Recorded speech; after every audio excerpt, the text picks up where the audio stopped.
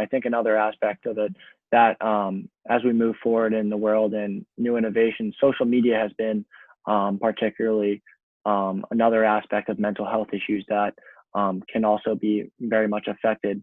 A question I had was, how much do you think students or just people in general should take in, especially with everything that goes on and this fake reality that can possibly occur on social media sites? Just in general, how much do you think people should take in of it? Yeah, I think I feel lucky that I grew up at a time when this was less of a thing. I sort of have the best of both worlds, and that I have access to social media, and it can be really helpful. I see, at my age, it's like, I get to keep in touch with friends from medical school or residency, or people I went to college with that are all over the country, and now they've got kids, and I get to see those pictures and things like that. But I didn't grow up with it. I really didn't grow up with it in a way that you guys do, and I'll tell you, it's nasty. I worry about where this is going, because it's all fake, right? It is all fake. Imagine if social media, all it did was really track people, what they did with their days. One, it's boring as hell. Two, you look like crap most of the time, right? And so, like, that's the reality. What we used to have this thing, there's a phrase called keeping up with the Joneses. The idea of keeping up with the Joneses is that people wanted to keep up with their neighbor because that's who they saw. If the house was nicer, if the car was nicer, if their life looked happier, you kept up with the Joneses, right? And that was a problem too.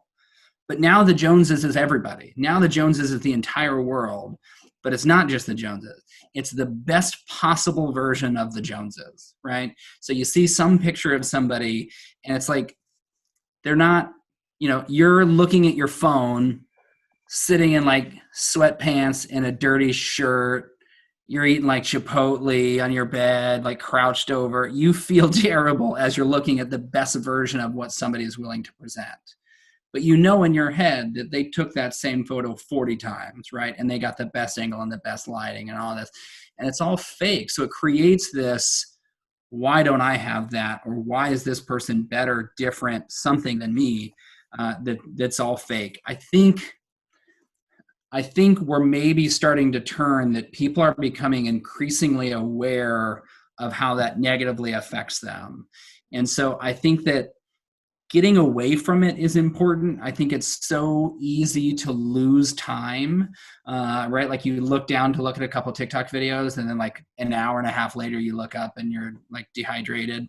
I think you have to be aware of it. I think give yourself real time limits.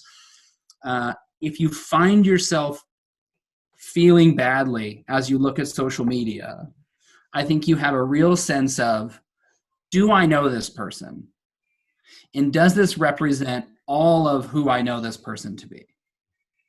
And I think very quickly you can say to yourself, no. I've seen that person in a much worse state than that.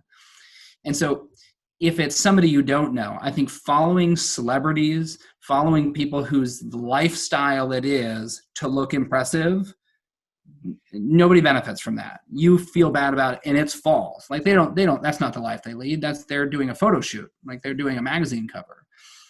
It's just the newest version of a magazine cover. And so if you find yourself getting down about it, I think getting away from social media is huge.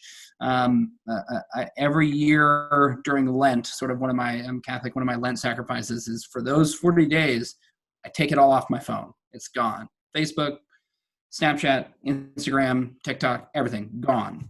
And I just don't look at it.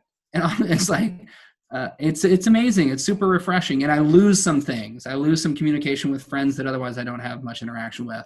But I think what I gain is better perspective. I read the news more. I read books more. I talk with my wife more when we're sitting in the living room. I think all of a sudden you'll have much more very real now interaction with people that are important to you. I think that's a great point, and that's something that I've done. I think that taking a social media hiatus is absolutely wonderful. I use these apps to post school stuff, but I find myself looking on Instagram for an hour for God knows what reason. So I can heavily relate, and I know that other people in the world are doing the same thing. So I think that's a great point. So that's all we have for questions today. I want to thank you very much for your time and thank you for all of the insight. I know I appreciate it a lot, and I know everyone who's going to be watching this is going to really be appreciative of what you do. So I just wanted to ask if there's any other points you had or anything that, any other insight that you had for everyone who will be watching. Yeah, no, I'm really glad we did this. I think this is great. I think we need to do more of this. I think everybody needs to do more of this. I think we see it as a phenomenon on the medical side of things constantly. Everybody thinks that they're the only person they have it until they come to talk to me, and they're the fifth person I've seen that day with the same problem, right? Like, what you have is not new. And you might have a special or unique version of it. And so it's not to say that you don't have your own unique problems, but you're not alone. That's the real key, is that anybody who is suffering from any of this, of course you do. Everybody has a spectrum of it. So don't be afraid to bring it up. Recognize that these are medical diagnoses, the same thing that everything else is. So just chat about it, and see the right people about it. You know, if your tooth hurts, you go to the dentist. If your brain is struggling, if your mind, if your emotions, if your wellness is struggling, see someone about it. And it might take a bit. I think that's the biggest frustrating thing, is that it might take a bit, because these are not concrete things, right? Like, if you show me that your ACL is torn, I know how to fix it, right? Like, we know how to create a new ACL for you. Mental wellness is not that easy. We got to find what works for you, but be aggressive about it. You would not accept anything else. If you went to a doctor that you didn't feel comfortable with, you would move on to a new doctor. Same thing with mental health. If you come to talk to me about it and you're like, I don't think this guy gets it, great. Move on to somebody else. Go find somebody, but be willing to talk about it.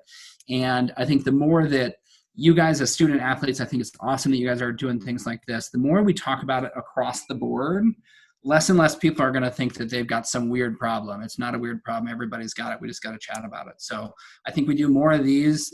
If this creates more questions, let's do it again. I'll keep on doing videos, but see the trainers, see your coaches, talk to your friends, see a therapist, a counselor, a psychologist, a social worker, talk to your parents, see me, see your regular doctor, see whoever it is, and just be aggressive about it, because all it's going to do is improve total life: sports, school, academics, social life, mental wellness, everything. It's all an advantage.